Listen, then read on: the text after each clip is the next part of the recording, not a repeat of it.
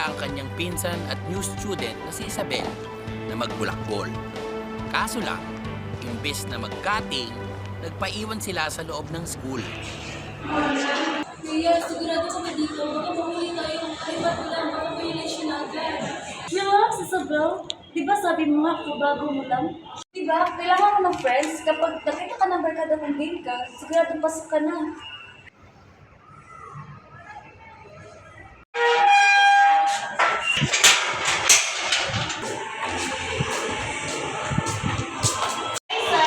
Wait, ikaw ba yung pinag-usapan ng mga klase ko kanina? Ikaw ba yung second hire? Female Empire. Sila ang may hawak ng buong school. Pinaiingitan ng mga babae, pinaguguluhan ng mga lalaki. Yun ang ginawa kong pangalan ng barkada page namin. 3,491 likes and counting. Yan naman ang social media expert nila. Bawat gawin ng barkada nila, post agad kaya lalo silang sumikat. So, did you post our photos for our vacay in our beach house in Tali? Oh, that was fun! Ang sayang nga lang, Isabel, wala ka doon. By the way, ang cute pala ng name mo. Pero masyadong mahaba. Let's just call you Isa. At ito naman si Maite, high school president, captain ng volleyball team, kung kaharian ang buong school. Guys, picture mo na tayo, please. Yan! So, guys, ano tinatay mo sa school? Yan ang gusto ko. Buti naman at game ka. Pero sure ka ba gusto mo malaman? Hala, my God! Guys, saan kayo? Sabihin!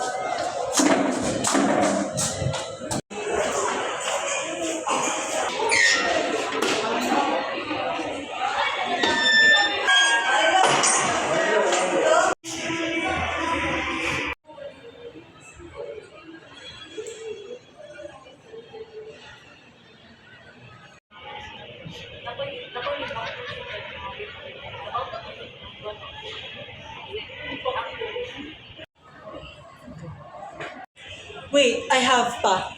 My cousin's classmate, which was a doctor, was working at the hospital late at night. Kasama niya sa elevator yung my bracelet na pang-bangkay. Corny mo. Iba naman. Ikaw ba? May alam ka bang horror story? Wala akong story. Pwede bang pack na lang? Bawal.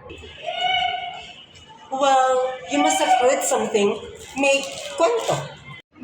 Well, may narinig ako sa school na to bago ako nag-transfer.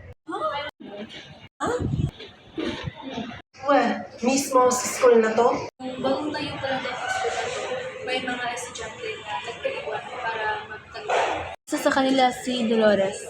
Nagtago sa basement, hindi siya mahanap ng mga friends niya, kaya umuwi na lang sila. Tapos umulan ng malakas at biglang binaha yung school. Ayun, natrap si Dolores sa basement at nahanap na lang Siya at the next day, nahulog. Fake. FYI, si daddy ko yung contractor ng buong school. Flood-proof ito. Kaya ayoko magkwento, di ba? Kaya saan ko ulit ang CR dito? Na naman, nagdali na natin dun. Is us.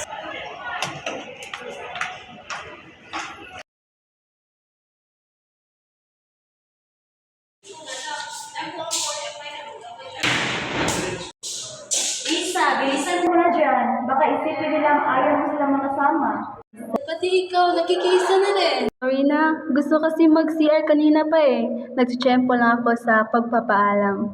Ito kasi, ang dami mong ininom na soft drinks. Ria, paabot naman ang tubig. Thank you.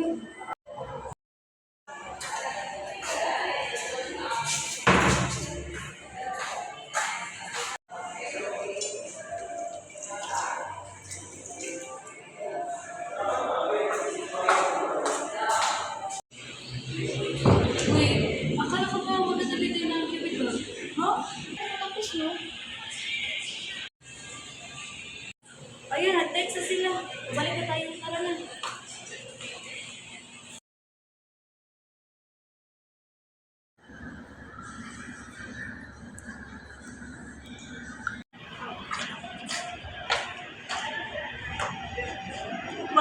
nandito na kayo. So, let's start. Thanks to Lisa over here, may naisip ako na laro at yun ay ang taguan. Ito, gamitin niyo ito. At yun ang magiging base natin. Pagpintuan lang kaya tayo. No, this will be fun. Parang mga kids lang tayo. Tara na, tara na. May tayo. Iba, taya. Taya. No, ako na lang ang mag-back pa naman siya. Hindi, ako nataya. Isa, dalawa, tatlo, apat, lima, anim, pito, walo, siyam, 10.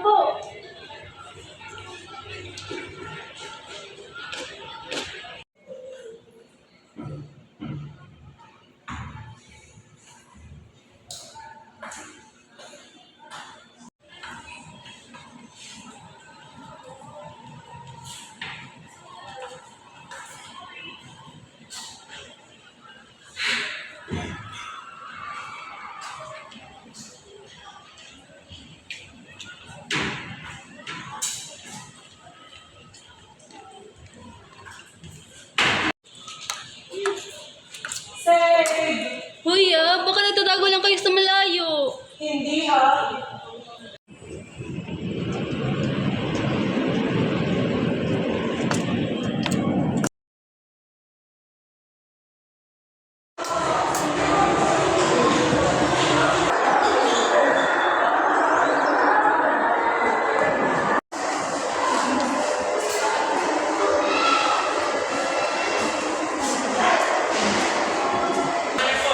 Boom! Rian! Ito mo yan?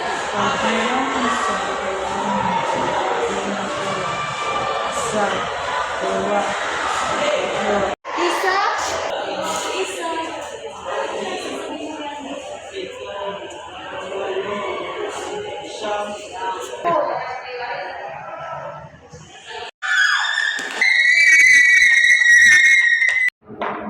Anong nangyari sa yung dalawa? Bakit kayo nag-iingay? Anong nangyari? Sabihan mo ako. Kumalma ka nga. Sorry, I have to do that. Anong nangyari? Sabihan mo ako. Kumalma ka nga. Ano ba? Sabihan mo ako, hindi. Ako na nga! Nakita namin si Dolores. Totoo yung kwento. Nagmumulto siya. Imposible yun. Di ba? Kwento lamang siya.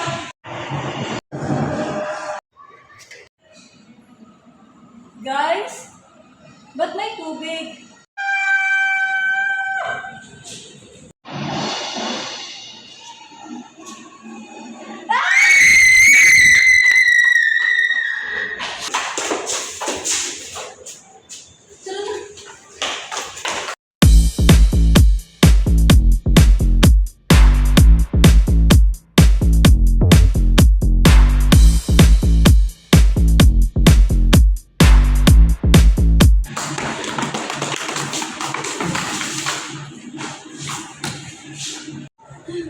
Ito po mo. Sige, apo ka iwan. Baka marinig ka mo. Sige, sige.